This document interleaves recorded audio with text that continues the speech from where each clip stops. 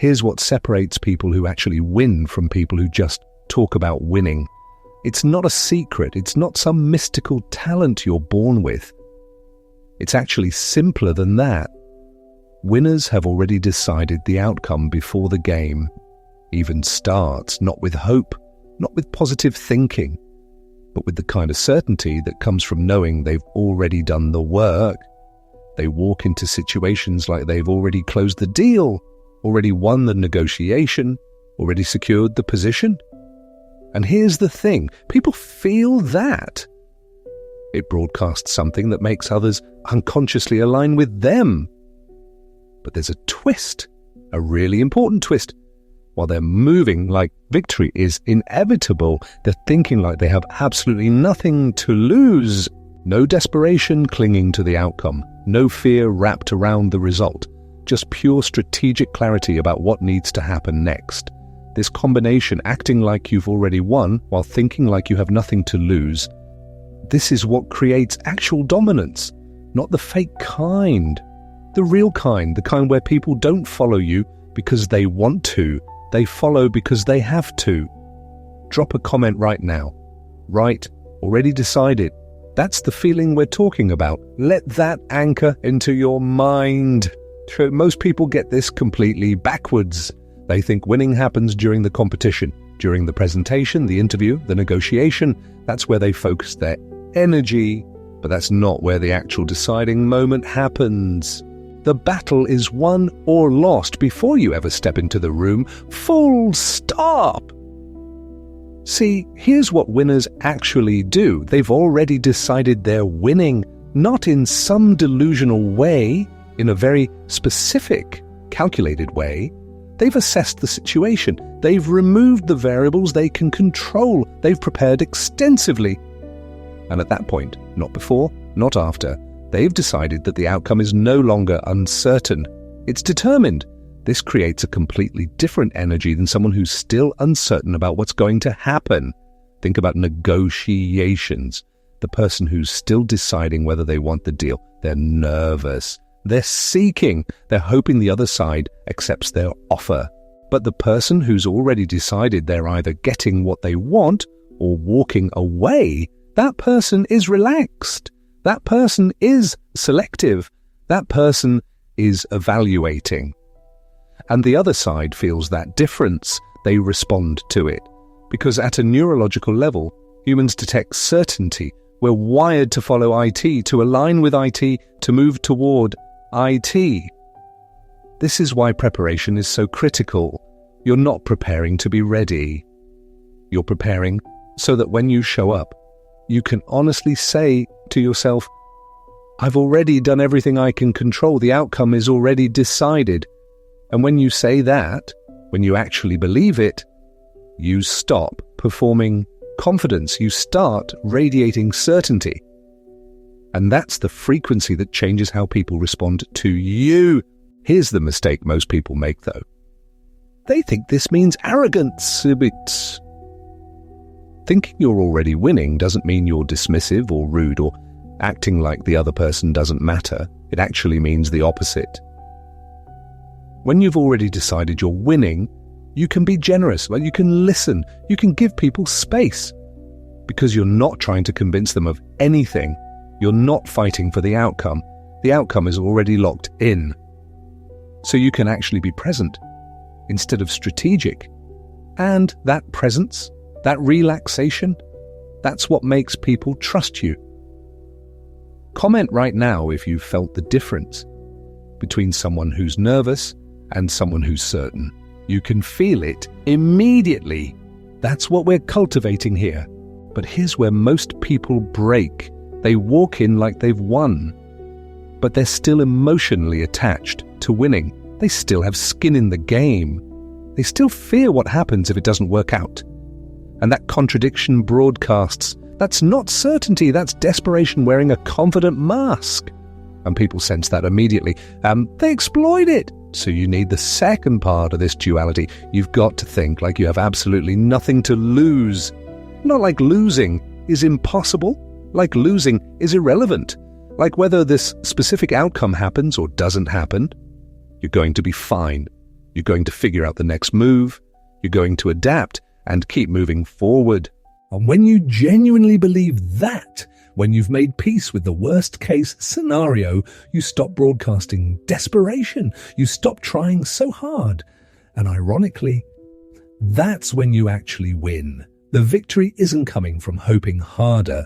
It's coming from caring less while preparing more. That's the architecture of dominance. That's what we're building. Your attachment to the outcome is directly proportional to your desperation around it. And desperation is loud. It has a smell to it. People can detect it the way a predator detects fear in an animal. And the moment they sense that you need this more than they do, the power shifts. Immediately. This is why successful people seem so casual about their success. Not because they don't care about results, they care deeply, but they're not attached to any single specific result. They're attached to the process, to continuous winning, but not to this particular negotiation, this particular deal, this particular outcome. Think about relationships. The person who's desperate to be loved always ends up being used. The person who's complete within themselves, who has a rich life, who has options, who doesn't need the relationship to validate them, that person commands respect. That person gets treated better. That person gets chosen. It's not manipulation. It's physics. It's how human psychology actually works. Most people have this backwards. They think if they show how much they care, how invested they are, how badly they want IT, that creates persuasion. It creates the opposite. It creates exploitability. Because now the other person knows exactly what moves matter to you. They know what you're protecting. They know what buttons to push.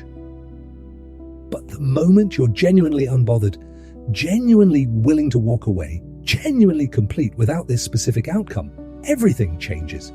Suddenly you have leverage that can't be negotiated away. Suddenly the other person is competing for your interest instead of you competing for theirs. Here's what's wild though. This isn't about being cold or indifferent to everything. You can care deeply about your mission. You can be committed to excellence. You can pursue your goals with intensity. But you release your attachment to this specific outcome in this specific moment with this specific person. You think long-term while they're thinking short-term. You think in terms of patterns while they're thinking in terms of this single deal. You think like someone with abundance while they're thinking like someone in scarcity. And that difference in thinking cascades into different decision-making, different energy, different presence, different results. The person who's desperate to keep their job gets fired. The person who's genuinely fine either way, who has other options, who knows their own value, that person gets the raise. The person who's scared of losing the client settles for bad terms. The person who can honestly say, I appreciate the opportunity, but if we can't align on value, I'm walking, that person gets better contracts. This is Machiavelli's actual insight, not that you should be cruel or manipulative, but that you should be strategically detached from outcomes you can't control. You control the effort, you control the preparation, you control the execution. You don't control the other person's response. So why are you emotionally invested in their response? Let go of needing this specific outcome to validate you. Let go of the fear that if this doesn't work, you're screwed. Because when you let go of those fears, you stop broadcasting them. And when you stop broadcasting desperation, you actually become more persuasive. Comment, detached, intensity. If that resonates, because that's what we're cultivating. Caring deeply about your mission, completely unbothered about any single outcome within that mission. Success is dangerous. Not in the way people usually think. Not because you might fail next time, but because success creates a reputation, and your reputation makes you predictable. And predictability is the enemy of power. Think about someone with an established reputation for being nice. They get exploited because everyone knows what they won't do. Everyone knows their lines. Someone with a reputation for being aggressive gets outmaneuvered because people prepare specifically for aggression. They're predictable in the opposite direction, but the person who's unpredictable, the person who's broken their own patterns before, the person who's willing to do things that surprised people in the past, they're dangerous because no one can anticipate them. Here's the problem though, when you build a successful career, when you establish yourself as the person who does X, when you become known for a certain approach, you've created an invisible cage. You're now locked into that identity. And if you ever step outside of it, people lose trust. So you keep doing the same thing, even when the situation demands something different. Machiavelli understood this. Princes who were known for one thing, mercy or strength or honesty, they became predictable.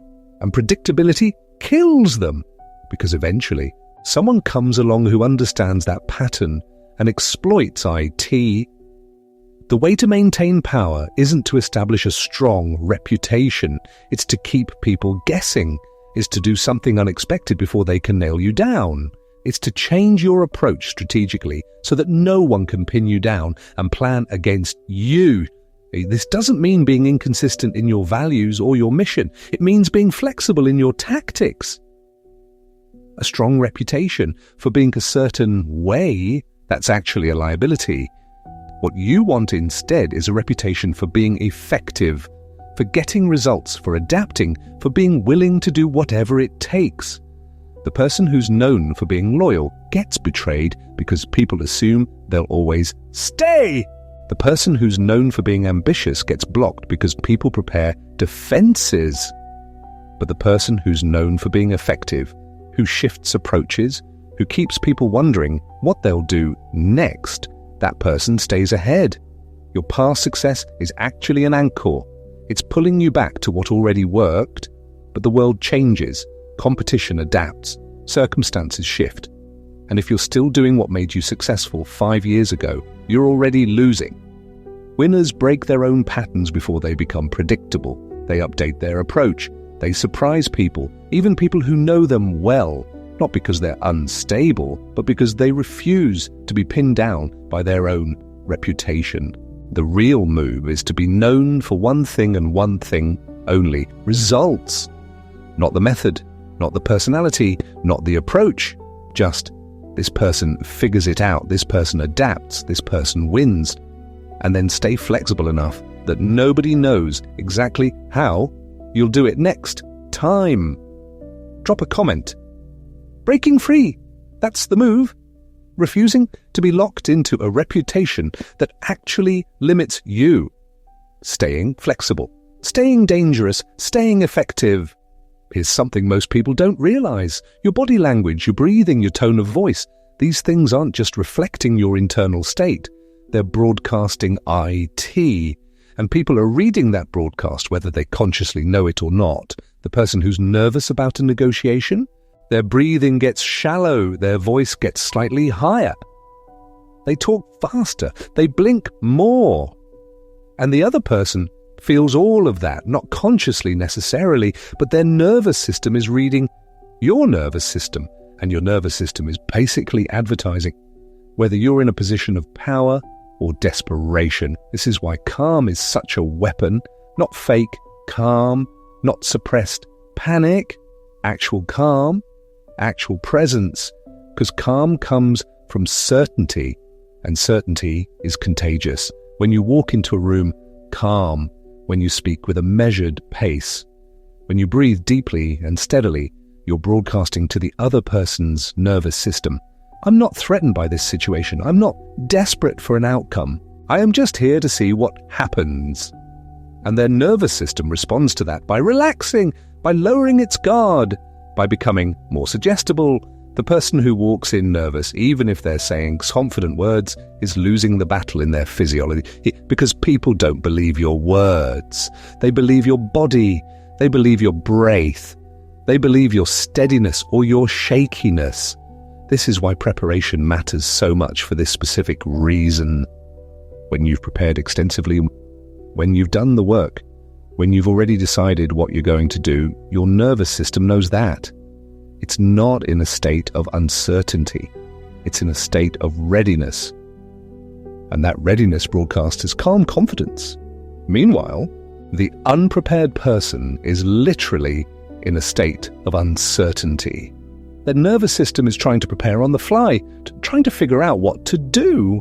And their body broadcasts that frantically, that nervousness, that desperation to find the right answer. Winners have already found the answer before the situation even happens.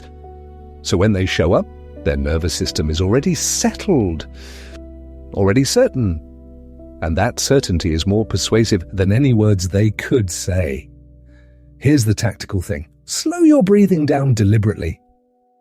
When you catch yourself getting nervous, slow your breathing, because your breathing controls your nervous system state more directly than almost anything else. Slow breathing equals calm. Calm equals certainty. Certainty equals power. Watch how powerful people sit. They take up space. They don't fidget. They move deliberately. They breathe from their belly instead of their chest. These aren't random habits. These are physiological patterns that create certainty in their own nervous system and trigger submission in others' nervous systems. This is why video presence matters so much. Why how you carry yourself on camera matters. Why your energy in the room matters. Because everything you're communicating is being read at a neurological level before it's being read as words.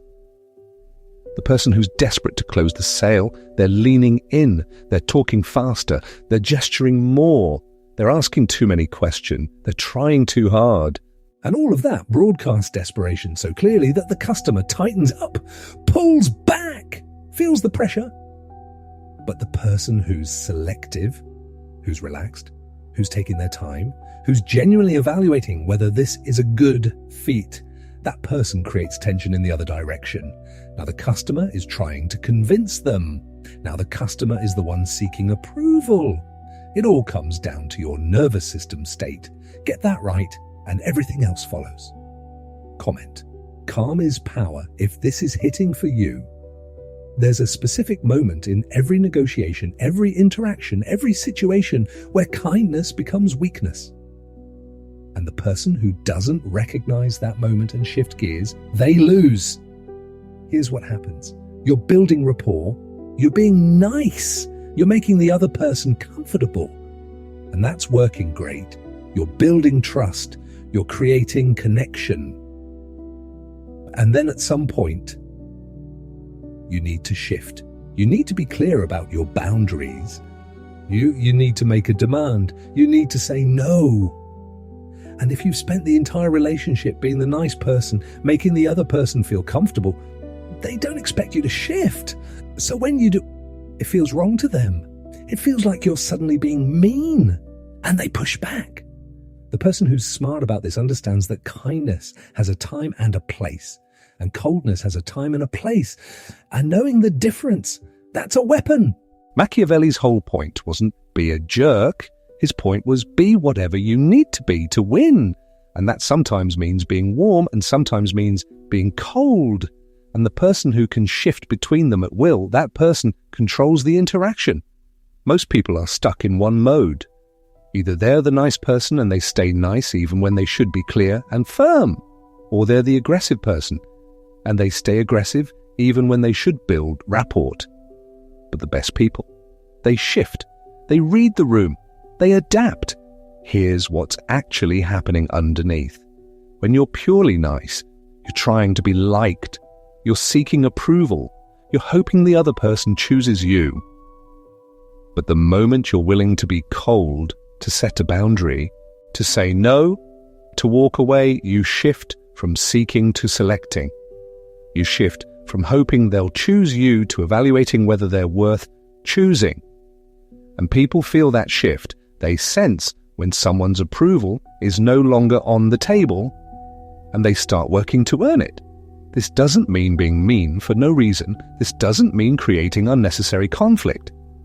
This means having the strength to be kind without being soft, to be warm without being needy, to be professional without being distant.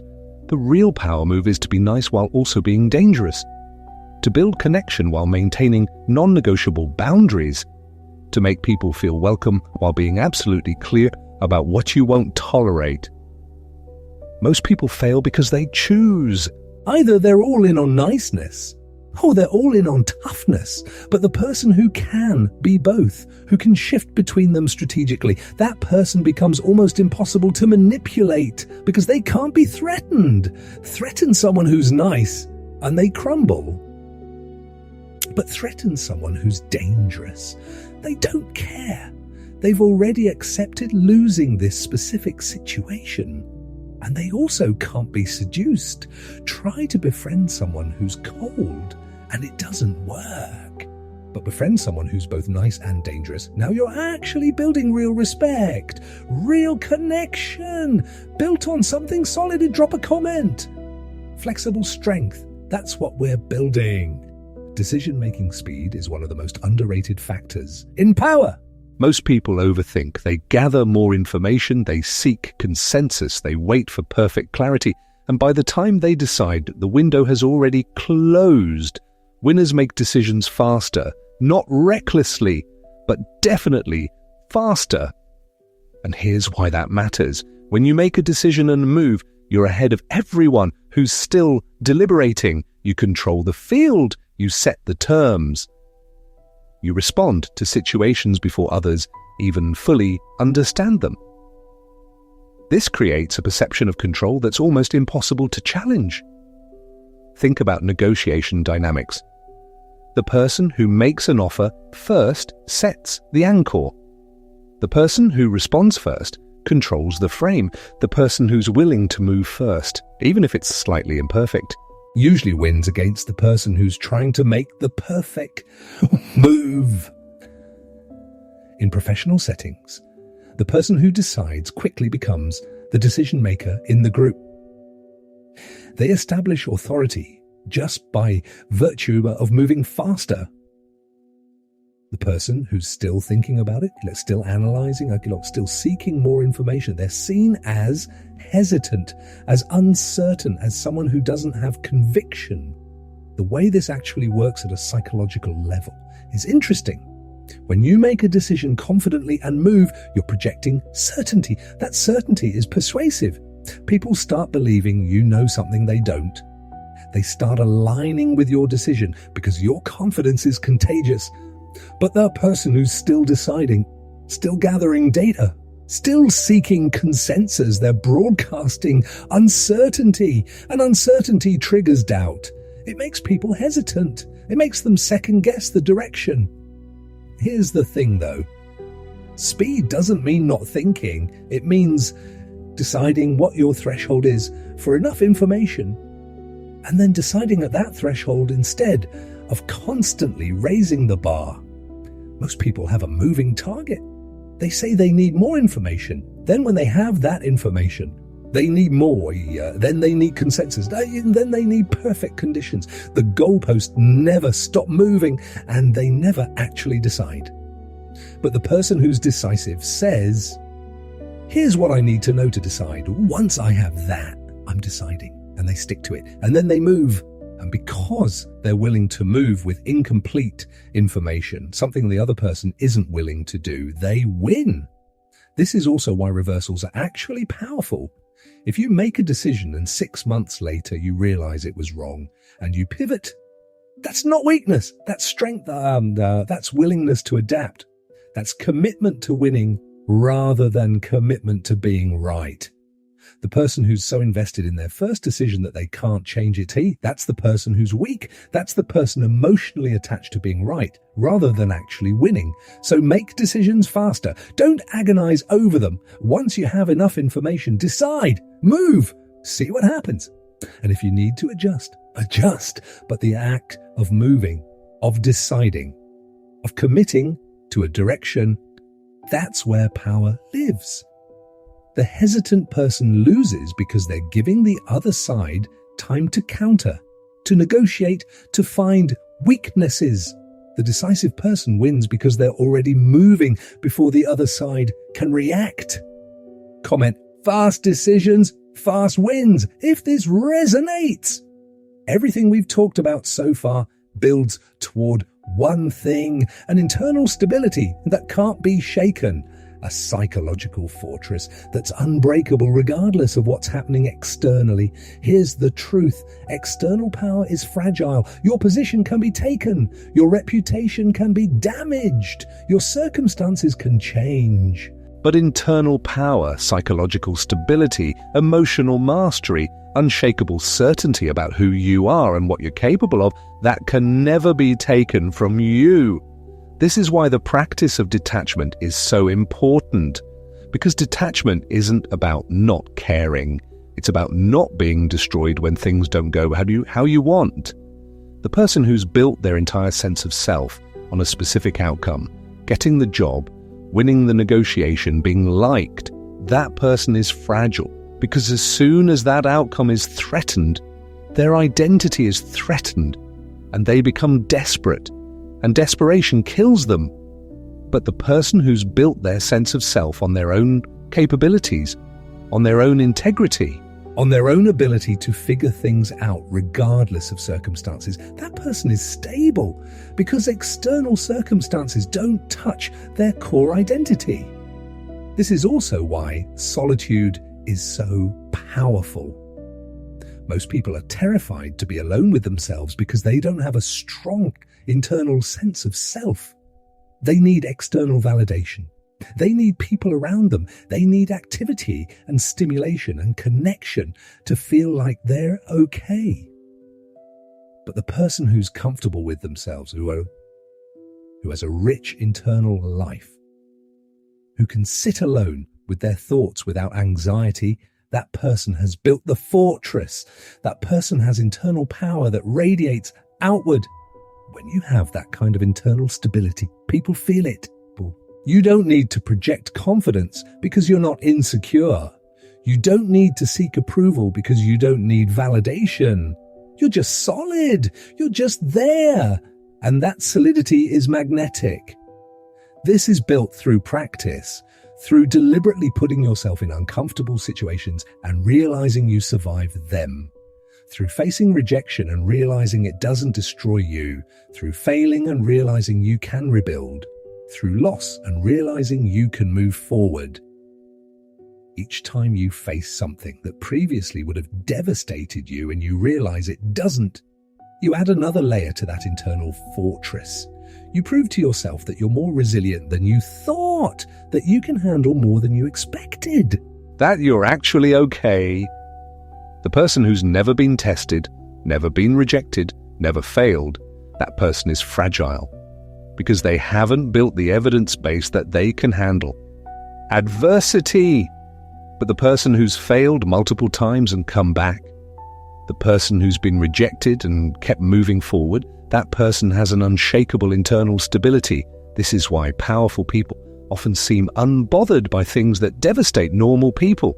Not because they're heartless, but because they've built the internal fortress. They've already made peace with worst-case scenarios. They've already survived things that broke other people. Build this slowly. Deliberately expose yourself to things that scare you, not recklessly, but intentionally. Push yourself into situations where the stakes feel real but aren't catastrophic, and survive them.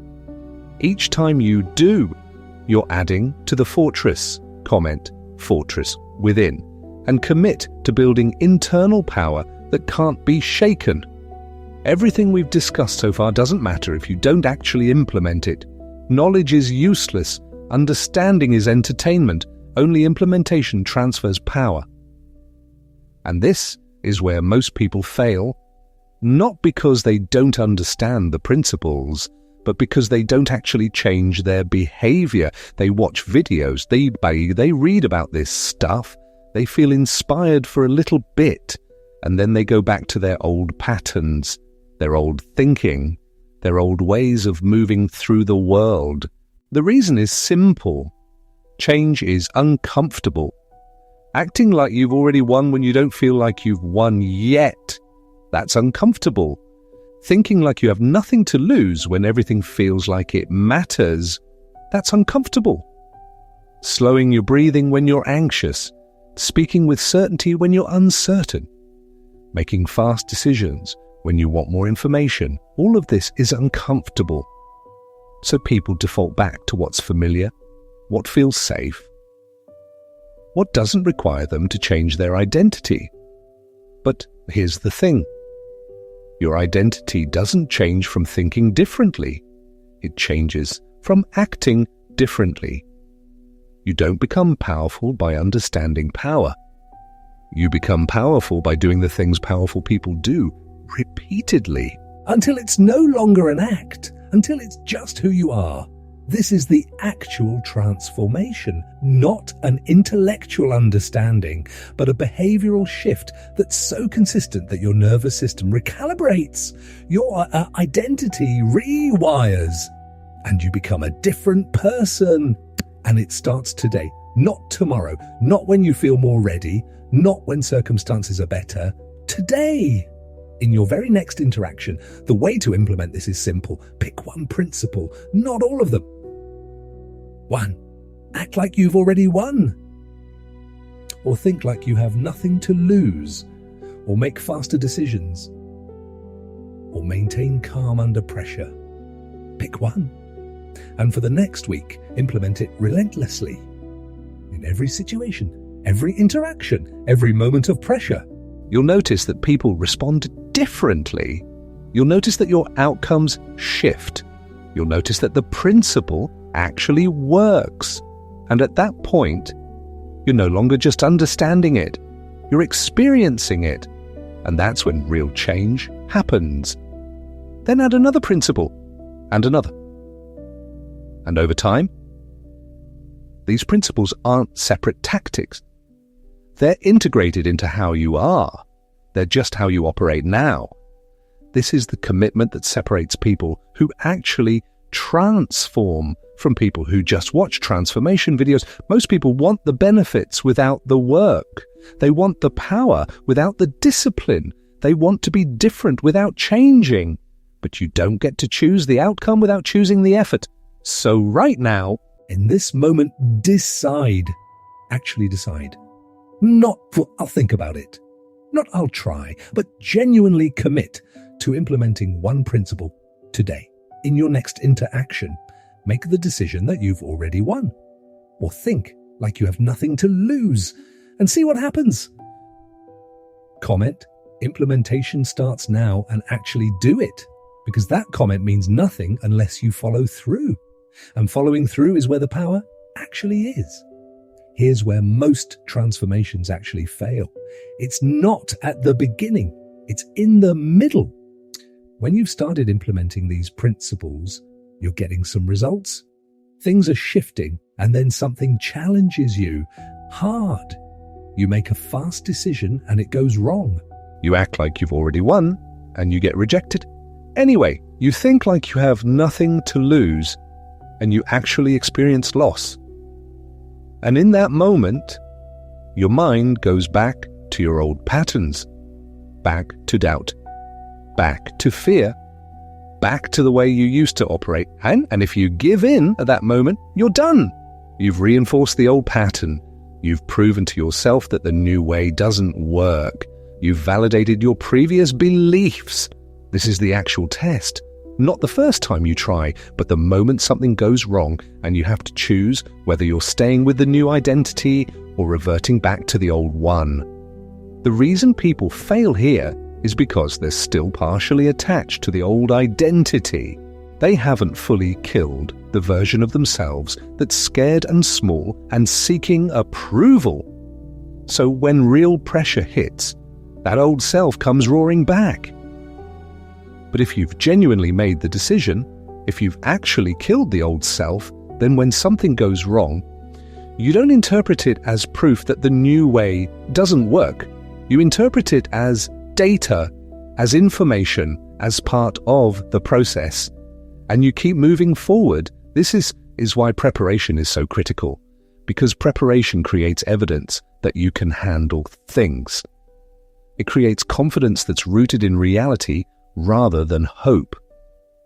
So when you hit that breaking point, you can remember all the times you've prepared and executed, all the times you've overcome adversity, all the evidence that proves you can handle this too. The person who's built internal power through deliberate practice can face a setback and stay stable. The person who's just hoping, who's just trying to feel positive, they crumble under pressure. So when you hit that moment, and you will, remember that it's not the end, it's the beginning. It's the moment where you prove to yourself that you're committed to the new identity, that you're willing to adapt and keep moving forward, that you're the type of person who doesn't quit when things get hard. That's the moment where you actually transform. Comment, "I won't break," if you're committed to staying on this path when things get difficult. So here's where we are. You've got the framework. You understand the dual mindset. Act like you've already won. Think like you have nothing to lose. You know what that looks like in negotiations, in leadership, in relationships, in pressure situations. You know that power starts with an internal fortress, an unshakable certainty that's rooted in preparation and evidence, not hope. You know that speed matters, that calm matters, that detachment from outcomes matters, that willingness to adapt matters. But understanding isn't implementation, and intention isn't transformation. The only question that matters now is this: are you actually going to change? Or are you going to do what most people do, feel inspired for a little bit, and then go back to exactly how you were? Because here's the real talk. The old version of you is comfortable. It's familiar. There's no uncertainty in it. You know exactly how that version of you moves through the world. And even if it's not getting the results you want, at least it's predictable. The new version of you is uncertain at first because you're doing things differently. You're moving in ways that feel awkward. You're maintaining composure when you want to freak out. You're making decisions when you want more information. You're walking away when you want to convince. And that friction, that discomfort, is where transformation happens. But it only happens if you stay with it, if you push through the awkward phase. If you keep going after the first time it feels weird. Here's what actually needs to happen, starting today. You need to make a decision, one of these principles. That's it. One. Maybe it's making faster decisions. Maybe it's maintaining calm under pressure. Maybe it's thinking like you have nothing to lose. Pick one. And for the next 2 weeks, I want you to implement that one principle relentlessly in every situation. When you're negotiating with your boss, when you're talking to someone you're interested in, when you're in a high-stakes moment, when you're feeling nervous. Every single time you implement that one principle, and you'll notice something. The first few times will feel fake, feel forced, feel like you're acting. That's fine. That's supposed to happen because you are acting. But you're acting until it's not an act anymore. You're practicing until it's not practice anymore. You're pretending until you're not pretending anymore. By the end of 2 weeks, you'll notice that the principle is starting to feel more natural. People are responding differently. Situations are unfolding differently. And you'll start to have evidence that it actually works. At that point, add another principle and another. Until this dual mindset, acting like you've already won while thinking like you have nothing to lose, is just how you are. This is the actual work, not the understanding. The work is the implementation. So make the decision right now. Commit to one principle. And starting in your next interaction, the very next one, implement it. Not perfectly, but genuinely, with real commitment, because the person on the other side of this commitment is someone different, someone more powerful, someone less controlled by fear, someone more aligned with who they actually want to be. That person is waiting on the other side of consistent implementation. Comment one final time. Write, game changed, because that's what this is. a game change, a fundamental shift in how you operate, a complete rewiring of how you show up in the world. And it all starts with the next decision you make, the next interaction you have, the next moment where you could go back to the old way or move forward with the new way. You're the person who moves forward. This is Machiavelli's victory mindset. This is how actual winners operate. And now you know it. Go implement it.